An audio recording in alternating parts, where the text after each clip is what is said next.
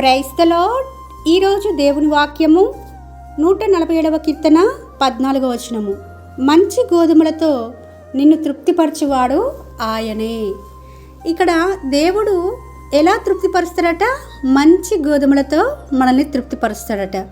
ఈ లోకంలో ఎన్ని సంపాదించినప్పటికీ, ఏ విధమైన జీవిత విధానం కలిగి ఉన్నప్పటికీ తృప్తి కలగదు. కానీ దేవుని చేతనే తృప్తి పొందగలిగితే అది కంప్లీట్గా మనం తృప్తి చెందుతాము.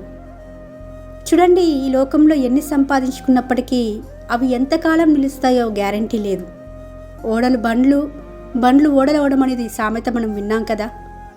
ఏమో ఈ రోజున సంతృప్తి కలిగి జీవిస్తున్నామని అపోహలో ఉండి తర్వాత సర్వం కోల్పోయిన తర్వాత ఆ తృప్తి మిగలదు. యోబు గురించి మనకు అందరికీ సుపరిచితమే. గొప్ప ధనవంతుడు, ఊజు దేశంలోని గొప్ప ధనవంతుడు ఒక్క రోజులోనే సమస్తమును కోల్పోయి ఎలా అయిపోయాడో మనకు అందరికీ సుపరిచితమే. అదే దేవుడిచ్చే తృప్తి ఎప్పటికీ నిలిచే ఉంటుందండి, ఇప్పటికి కూడా నిలిచే ఉంటుంది. సంతృష్టి సహితమైన భక్తి గొప్ప లాభ సాధనమే ఉంటుందని బైబిల్ గ్రంథము బోధిస్తుంది.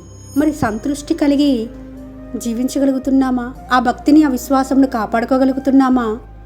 మనల్ని మనం పరీక్షించుకోవాలి. మంచి గోధుమలతో ఆయన తృప్తిపరచడానికి సిద్ధంగా ఉంటుండగా దేవుని చేతనే తృప్తిపరచబడవలసిన మనము వేటిలోనే మనం వెతుక్కుంటున్నామా? మన సంతోషాన్ని వెతుక్కుంటున్నామా?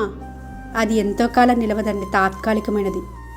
దేవుని చేతిలో మన జీవితాన్ని పెట్టి దేవుని ఇష్టానుసారంగా, దేవుని చిత్తానుసారంగా మనం నడిపింపబడినప్పుడు, ఆయన ఆజ్ఞా కట్టడలు విధులను గైకొన్న వారమై, ఆయన మాట తప్పకుండా నెరవేర్చిన వారమే ఉన్నప్పుడు మాత్రమే సంతృప్తిగా జీవించగలుగుతాము.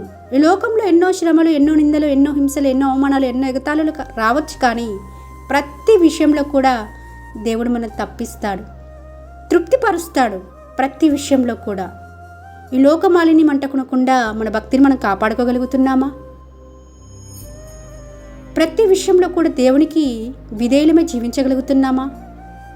అలా ఉన్నప్పుడు మాత్రమే ఆ మంచి గోధుమలతో మనల్ని దేవుడే తృప్తిపరుస్తాడని ప్రభువు ఈ రోజున సెలవిస్తుంటుండగా, ఈ వాగ్దానము మనందరి జీవితాలలో దేవుడే నెరవేర్చాలని మనస్ఫూర్తిగా కోరుకుంటూ మీ సహోదరి ఎలిజబెత్ రాణి.